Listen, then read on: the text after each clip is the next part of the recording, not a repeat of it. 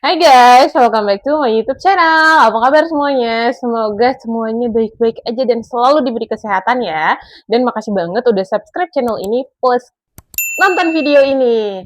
Nah, di video ini ya guys, aku tuh mau ngebahas salah satu kasus kriminal yang berada jauh, tapi bukan di Amerika nih seperti kasus-kasus biasanya, melainkan di Brazil. Dan kasus ini tuh menceritakan tentang anak kurang ajar, durhaka, tidak tahu diri, guys. So, nggak usah terlalu bertele-tele, langsung aja kita mulai ceritanya. Check it out! Kasus ini ya guys, merupakan salah satu kasus yang cukup menggemparkan di Brazil pada saat itu. Dan bisa dibilang ini salah satu kasus yang paling kejam juga nih. Mungkin juga bisa dibilang nih, kalian yang dengernya juga, anjir kok bisa gitu ya. Seorang anak gitu ngebun-bun orang tuanya guys. Nah, kasus ini membahas mengenai seorang wanita bernama Suzanne von Richthofen.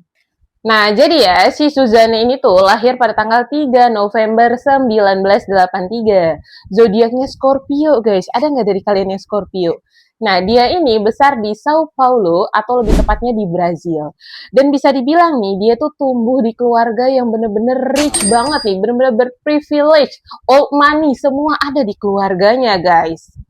Orang tuanya yang bernama Manfred dan ibunya bernama Marisia, ini juga bisa dibilang nih dua-duanya sangat educated banget guys. Mereka kuliah, terus ketemu nih, pacaran, nikah, terus si bapaknya ini merupakan salah satu direktur di salah satu perusahaan yang terkenal gitu di Brazil, dan ibunya ini psikiater sampai dia ini buka klinik psikiater sendiri dan termasuk salah satu psikiater yang lumayan famous gitu guys di Brazil. Sampai akhirnya kedua orang ini tuh punya anak. Yang pertama nih si Suzanne, dan anak keduanya yang 4 tahun lebih muda dari Suzanne yang bernama Andreas. Ada satu fakta nih, kalau si Manfred, yaitu bapaknya Suzanne ini tuh merupakan cucu dari seorang pilot pesawat tempur pada saat Perang Dunia Pertama. Berarti nih dari bapaknya aja udah bukan kaleng-kaleng guys. Dan si Suzanne ini sama adiknya itu bener-bener dimanjakan dengan kekayaan kedua orang tuanya gitu. Sejak kecil tuh hidupnya nggak pernah tuh susah gitu tuh, nggak pernah.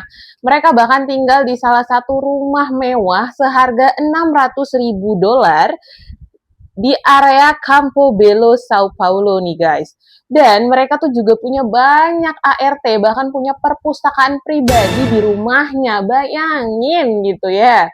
Nah, bisa dibilang juga nih, keluarga mereka itu punya belasan juta dolar. Belum lagi tuh punya harta-harta di rekening-rekening asing gitu. Karena uang bukan menjadi masalah bagi keluarga ini ya. Beda sama kita nih, uang jadi masalah. Kalau mereka mah gampang gitu ya. Tentu aja pendidikan anak-anaknya ini tuh bener-bener nomor satu guys. Dimana si Suzanne ini tuh disekolahkan di salah satu sekolah swasta terbaik di Sao Paulo nih, swasta Jerman gitu, yang mana bernama Humboldt guys. Nah, di sekolahnya ini ya, si Suzanne ini bisa dibilang anak itu cukup berprestasi. Dia itu bisa 4 bahasa sekaligus, Jerman, Portugis, Inggris, Spanyol. Dan si Suzanne itu selalu dapat nilai itu bagus-bagus gitu. Ya intinya Suzanne itu anak yang teladan berprestasi gitu ya. Dan orangnya tuh nggak aneh-aneh gitu, nggak yang keluyuran atau apa, kalem aja gitu. Dan ketika weekend juga mereka menghabiskan waktu bersama keluarganya. Ya bener-bener tuh bisa dibilang keluarga yang cemara, kaya raya. Aduh, idaman banget.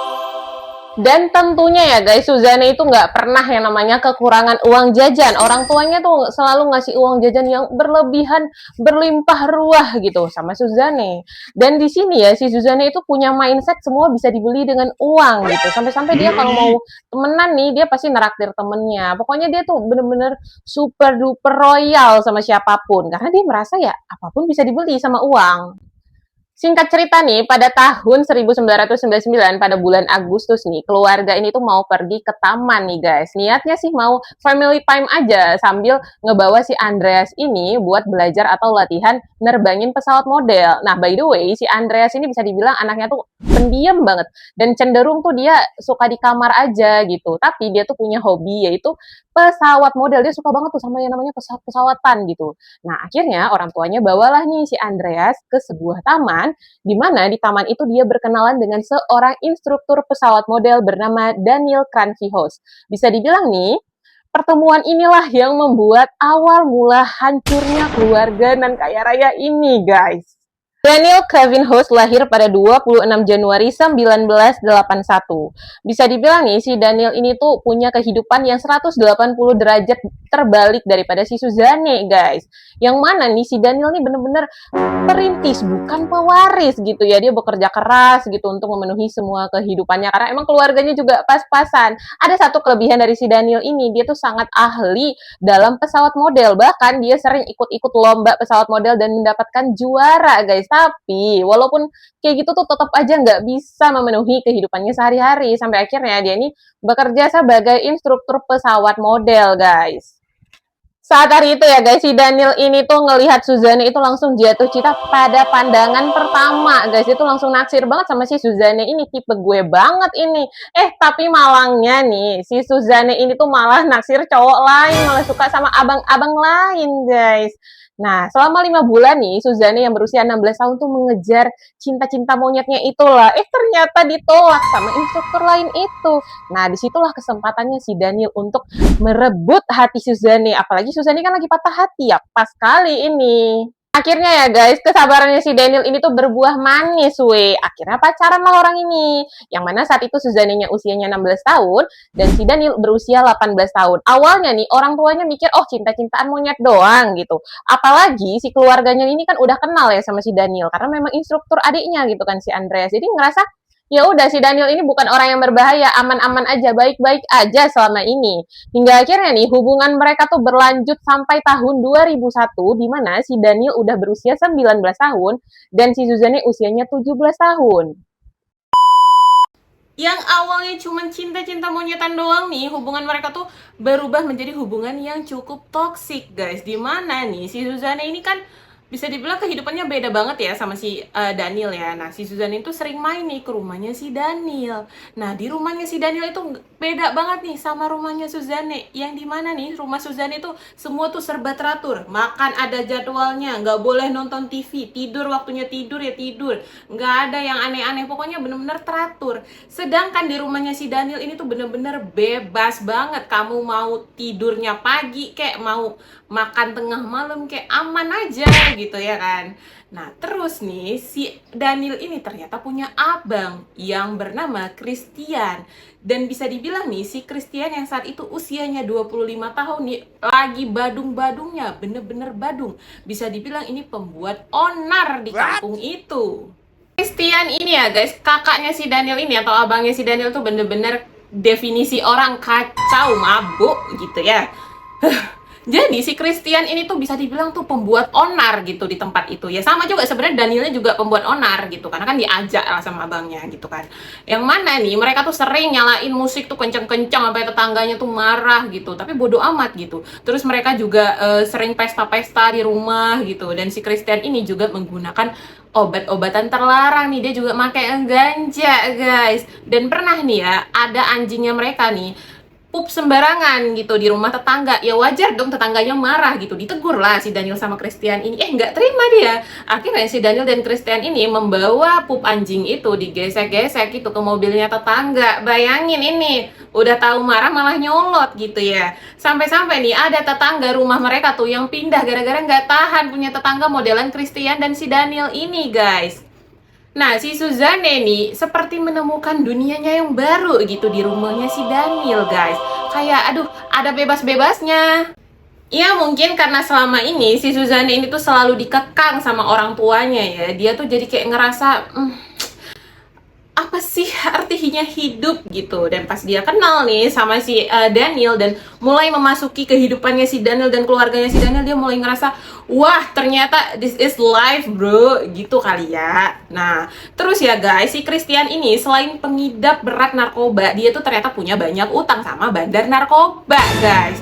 Nah di saat dia sudah mulai mengenal si Suzanne nih, dia memperkenalkan juga nih obat-obatan terlarang itu sama adiknya si Daniel dan Suzanne. Yang awalnya nih si Daniel sama Suzanne itu nyoba-nyoba ganja doang gitu. Makin lama dosisnya makin naik, guys. Nyoba-nyoba yang lain. Yang lebih kurang hajarnya lagi nih guys ya, si Suzanne itu sampai menyeret-nyeret adiknya si Andreas yang saat itu berusia 13 tahun nih. Nah si Andreas ini kan dia bisa aku bilang kayak tadi nih, dia tuh anaknya pendiam aja gitu, suka di kamar, jarang bergaul lah gitu, dan dia cuma suka sama pesawat model. Jadi bisa dibilang nih dia ngefans lah gitu sama si Daniel, karena kan dia bisa dibilang sangat ahli gitu ya terkait pesawat model. Akhirnya si Suzanne itu ngajak lah si Andreas, "Dek, gimana kalau kita main ke rumahnya si Daniel nih, yuk yuk," gitu kan. Pergilah orang ini malam-malam menyelinap gitu, pergi ke rumahnya si Daniel, terus dikasih juga tuh obat-obatan kayak gitu ke si Andreas. Aduh aduh. Dan di sini ya guys, kedua orang tuanya yaitu Manfred dan Marisia tuh nggak tahu apa-apa tuh mengenai kedua anaknya yang udah terbawa sejauh itu gitu. Mereka mikir ya udah kedua anaknya tuh fine-fine aja, nggak ada masalah apa-apa. Menjelang akhir tahun 2001 nih, si Suzanne itu mau lulus sekolah. Orang tuanya berekspektasi dong, kamu harus masuk fakultas A ya nak, fakultas terbaik di kota ini, jurusan hukum gitu. Tapi kenyataannya nggak lulus ini Suzanne. Malah dia masuk ke pilihan kedua atau universitas yang biasa-biasa aja gitu ya guys. Orang tuanya ini sampai heran, kok bisa lah nilai Suzanne ini tuh menurun gitu. Ada apa gerangan? Masih belum tahu nih orang tuanya. Sampai-sampai nih orang tuanya nih mindahin sekolah adiknya, karena orang tuanya mikir, oh mungkin sekolahnya nih yang kurang pas nih, makanya si Suzanne nggak bisa masuk universitas terbaik. Memasuki masa perkuliahan nih, kehidupannya Suzanne itu masih nggak normal ya weh. Dimana nih si Suzanne itu bener-bener ketempelan gitu sama si Daniel. Si Daniel nih yang statusnya itu pengacara, pengangguran banyak acara gitu, nempelin si Suzanne mulu gitu. Sampai ke kampus masuk dia, sampai ke kelas juga masuk juga. Pokoknya ada di sidang juga nih, kan dia anak hukum gitu kan, masuk juga si Danielnya gitu. Terus di cafe juga 24 jam lah pokoknya bareng sama si Daniel guys. Sampai-sampai nih kamarnya si Suzanne itu penuh sama mukanya si Daniel, poster-posternya si Daniel gitu. Dan yang lebih alaynya lagi gitu ya, bantalnya Suzanne itu ada mukanya si Daniel. Pernah nggak kalian sealay itu?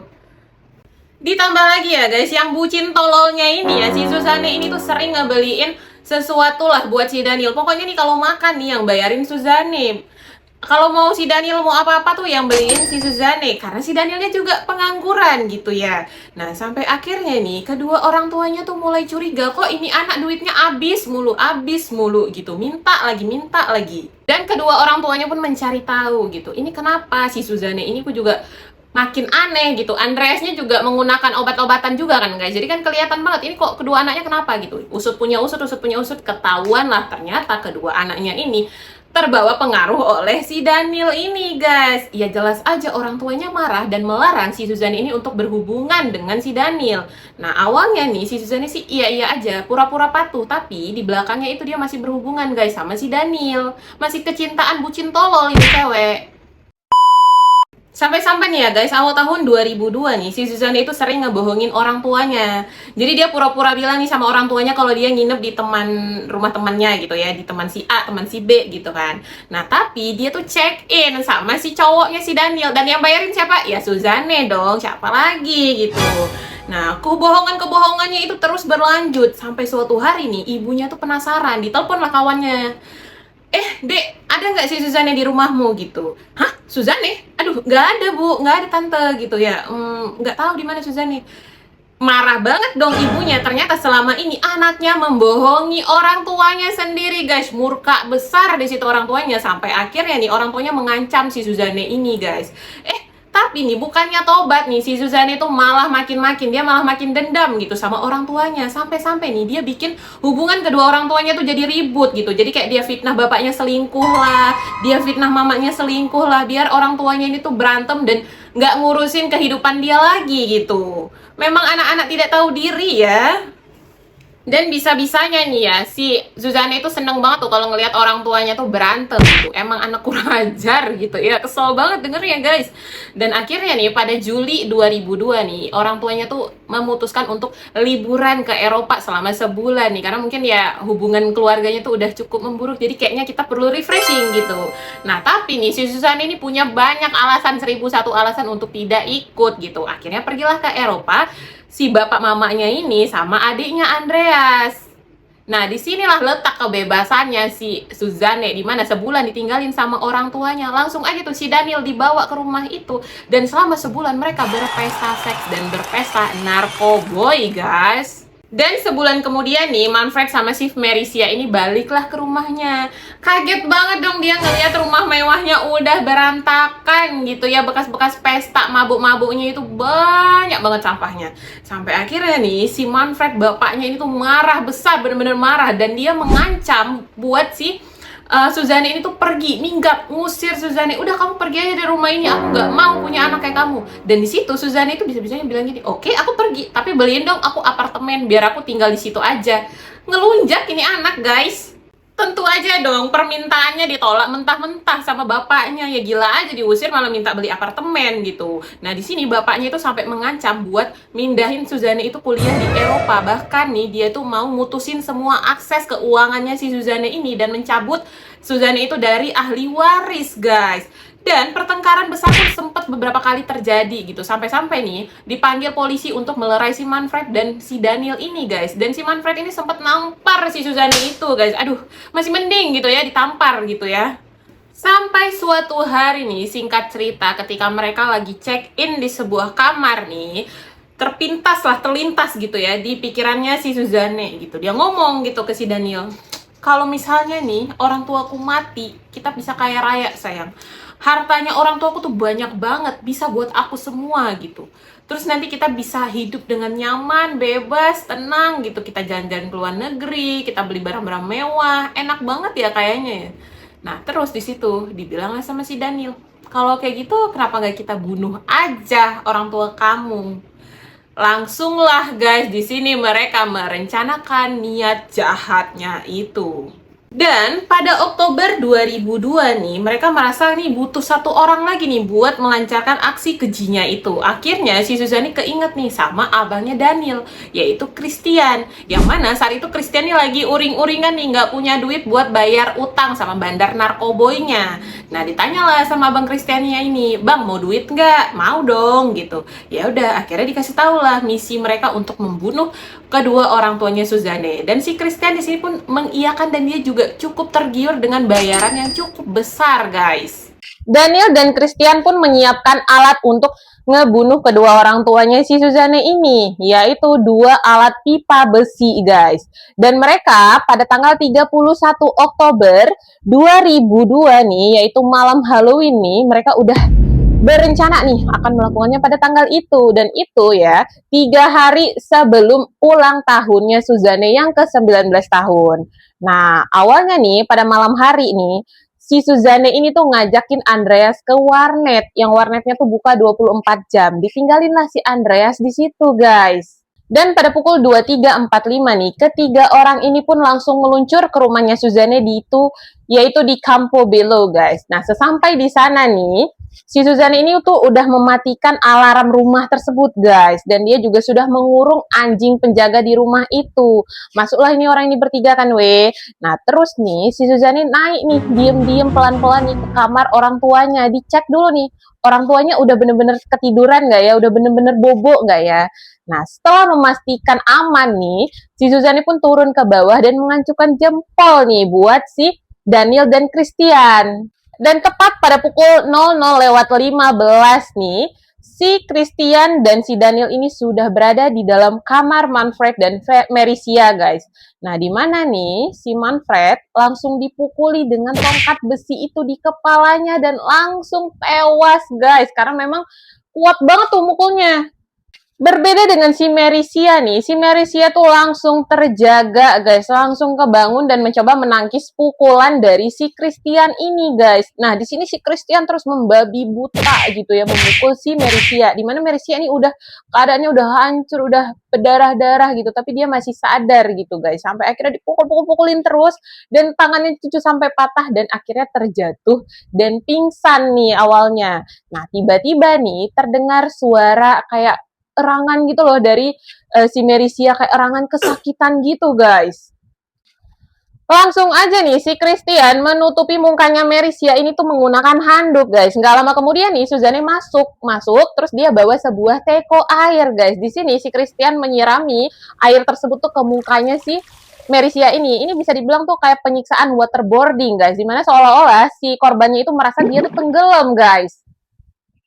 Dan bisa-bisanya ya guys, Suzanne di situ hanya melihat saja tanpa ada rasa iba, tanpa ada rasa bersalah sama sekali gitu. Melihat kedua orang tuanya tuh dibunuh gitu ya guys. Malang banget ya kedua orang tuanya ya. Aduh. Setelah memastikan kedua orang tuanya ini tuh meninggal dunia, mereka lanjut ke skenario berikutnya, yaitu membuat rumah seolah-olah habis dirampok gitu. Diserakin semua barang-barang nih, dikeluarin semua dokumen-dokumen penting gitu ya. Terus diambil beberapa uang, diberangkas nih, dikasihlah buat si Christian untuk upah atau bayaran pembunuhnya itu guys, pembunuhannya itu.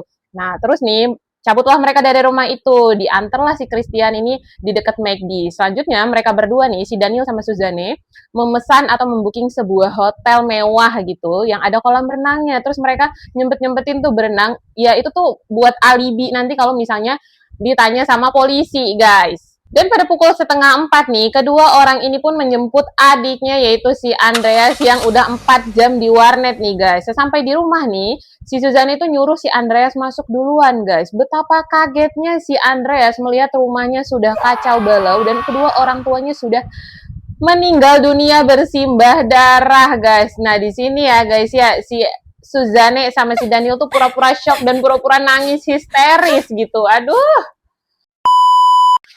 Langsung aja nih, pada pukul 4 pagi nih, si Andreas pun menghubungi polisi. Nggak lama kemudian polisi datang, dan di sini polisi melihat beberapa kejanggalan tuh. Yang pertama nih, rumahnya kok nggak dibobol gitu ya, kok dibuka pakai kunci, aneh gitu. Terus yang kedua, alarmnya itu dimatikan secara sengaja, maksudnya matiinnya tuh pakai kode gitu. Kok bisa-bisanya perampok mematikan pakai kode, kok bisa tahu gitu. Nah, terus anjingnya juga dikurung, kok bisa-bisanya anjingnya dikurung nggak berisik, nggak menggonggong gitu kan. Aneh juga gitu. Nah, terus nih, beberapa barang mewah milik pasangan suami istri ini nggak diculik gitu, nggak diambil gitu. Kayak jam, terus ada perhiasan-perhiasan, ada apa pistol juga kok nggak diambil gitu sama si perampoknya guys. Ditambah lagi nih ya guys, gerak-geriknya Suzanne ini tuh juga sangat mencurigakan. Dimana nih sehari setelah meninggal itu Suzanne ini tuh malah asik-asikan berenang di kolam renang rumahnya guys. Dan sehari kemudian nih kan itu ceritanya kan 3 hari sebelum dia ulang tahun ya, dia tuh sempet-sempetnya bikin pesta nih buat merayakan ulang tahunnya yang ke-19 tahun dengan ekspresi yang cukup ceria gitu. Dan saat pemakaman kedua orang tuanya, dia tuh datang dengan baju yang kurang sopan, itu pakai crop top gitu dan nggak kelihatan dia tuh nangis secara tulus atau benar-benar kehilangan. Di sini polisi ngerasa jujur janggal. Dan yang lebih parahnya lagi ya guys, si Suzanne ini juga mendesak pengacara keluarga mereka untuk segera menjual rumah mewah tersebut guys dan mencairkan warisan-warisan orang tuanya. Kayak kamu kok nggak ada otaknya sih Suzanne. Kita juga nih, abangnya si Daniel nih, si Christian diketahui membeli sebuah motor mewah guys. Yang selama ini polisi tahu nih dia punya banyak utang, tiba-tiba nih kok beli motor mewah gitu. Apalagi nih, si Christian ini tuh merupakan seorang pengacara, guys. Pengangguran banyak bicara gitu ya. Langsung aja nih, si polisi pun ngerasa curiga dan menangkap si Christian ini. Nah, si Christian pun diinterogasi, kayak kamu dari mana dapat duit banyak banget bisa beli apa motor mewah gitu ya, terus ada transaksi yang cukup besar, sedangkan kamu nggak punya kerjaan, kamu dapat duit dari mana gitu. Christian yang berada di bawah tekanan pun akhirnya mengakui kalau dia sudah membunuh kedua orang tuanya Suzanne, guys. Akhirnya polisi pun langsung menangkap Suzanne dan pacarnya Daniel, guys. Nah, karena hukum di Brazil itu agak beda, guys. Dimana sebelum persidangan, para tersangka atau para pelaku itu tuh bisa bebas gitu. Akhirnya nih, selama kurang lebih 4 tahun, mereka bertiga tuh bebas menghirup udara segar. Bahkan Suzanne juga menikmati fasilitas orang tuanya gitu. Sampai akhirnya 2006 nih, dimulailah persidangan kasus ini, guys. Dan ada kejadian lucu nih sebelum persidangan dimulai. Di mana nih si Suzanne itu diundang ke salah satu apa wawancara gitu guys di stasiun TV gitu ya di TV.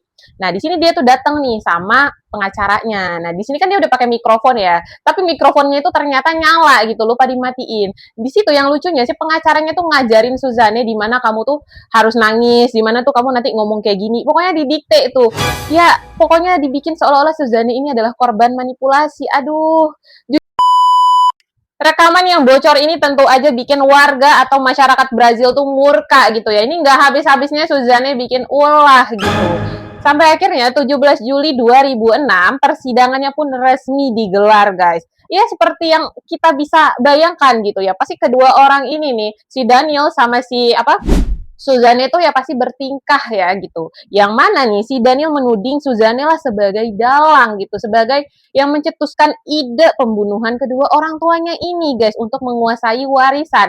Sedangkan Suzanne menuduh bahwa Daniel lah yang sudah merusak otaknya dengan narkoba dan juga Daniel ini adalah pria psikopat yang berusaha memanfaatkan hartanya. Dan finally ya, apapun pembelaan mereka tuh ditolak semua sama pengadilan. Akhirnya Suzanne divonis 39 tahun dan 6 bulan penjara dan Daniel Kravenhouse divonis 39 tahun dan 6 bulan penjara juga nih. Dan yang terakhir nih, si Christian Kravenhouse divonis 38 tahun dan 6 bulan penjara. Selama di penjara pun ya, si Suzanne itu nggak terlepas dari sensasi gitu ya. Emang ini orang agak problematik, bukan agak sih, sangat problematik ya. Yang mana nih, Suzanne itu sempat ditempatkan di isolasi, di sel isolasi ketat nih. Dan dia tuh juga sempat dites psikolognya, dan ternyata dia tuh resmi mempunyai kepribadian yaitu NPD yang sangat tinggi, manipulatif, kekanak-kanakan dan juga tidak memiliki empati nih guys. Terus pada tahun 2014 nih, Suzanne juga menjalin hubungan asmara sesama jenis dan menikah nih di balik jeruji. Aku baru tahu sih, maksudnya di sana tuh ternyata bisa gitu ya nikah gitu sesama napi gitu. Dan dia menikahi seorang wanita yang juga dia adalah tersangka pembunuhan anak gitu ya. Aduh. Dan akhirnya nih guys, setahun kemudian Suzanne pun bercerai lah sama si suami apa istri ya, sama-sama cewek soalnya gitu. Dan akhirnya pada tahun 2017 nih dia menikahi lagi dengan masyarakat sipil gitu dan bercerai pada tahun 2020 guys.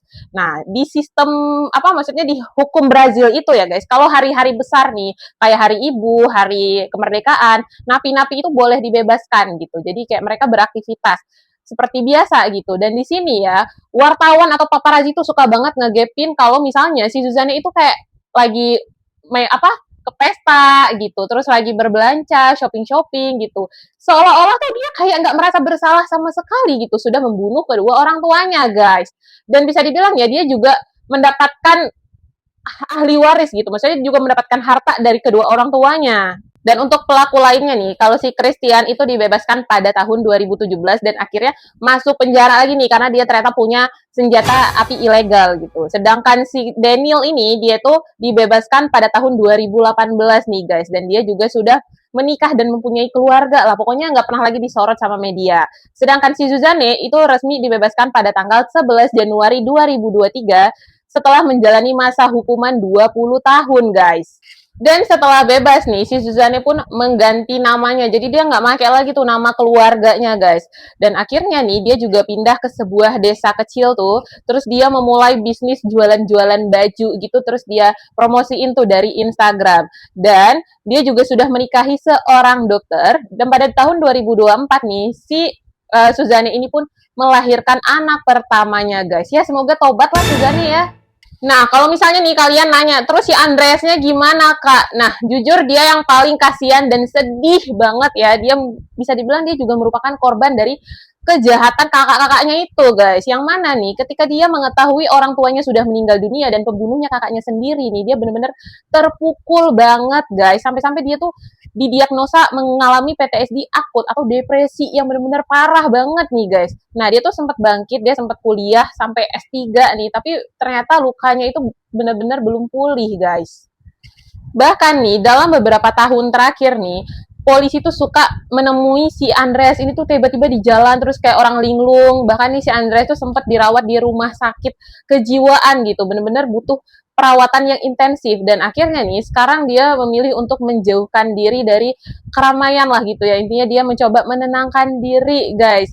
Dan rumahnya sendiri ini pada tahun 2014 itu udah dijual sama si Andreas dengan harga yang jauh di bawah harga pasar guys. Dan intinya ya si Andreas ini juga memutuskan hubungan sama si kakaknya Suzanne ini. So guys, sekian cerita dari si Suzanne ini guys. Jujur ini kasus yang benar-benar mengerikan gitu. Bagaimana seorang anak gitu yang dibesarkan di keluarga yang punya privilege lah gitu ya, dan berkecukupan, terus orang tuanya juga sangat sayang gitu sama anaknya, tapi ternyata anaknya ini bisa menjadi musuhnya sendiri gitu ya, bisa menghancurkan hidup mereka sendiri gitu. Sungguh malang gitu ya. Pokoknya nih ya guys, buat kalian cewek-cewek nih ya, hati-hati banget, selektif banget dalam memilih pasangan. Buat cowok juga gitu ya guys, karena tuh orang-orang di luar sana mungkin bisa membawa pengaruh buruk gitu ya. Sampai-sampai nih si Suzani kan menjadi manusia atau cewek yang sangat manipulatif gitu ya. Dan sangat-sangat tidak berempati gitu. Ya itu mungkin salah satu pengaruhnya dari si cowoknya ini guys. So sekian dulu cerita dari ini. Semoga teman-teman bisa mengambil hikmah dari kasus ini guys. Terima kasih sudah nonton video ini. Jangan lupa like, comment, dan subscribe. Dadah! See you in the next video ya guys. Tapi sebelumnya aku mau pantun dulu guys. Ikan hiu muter-muter, see you later.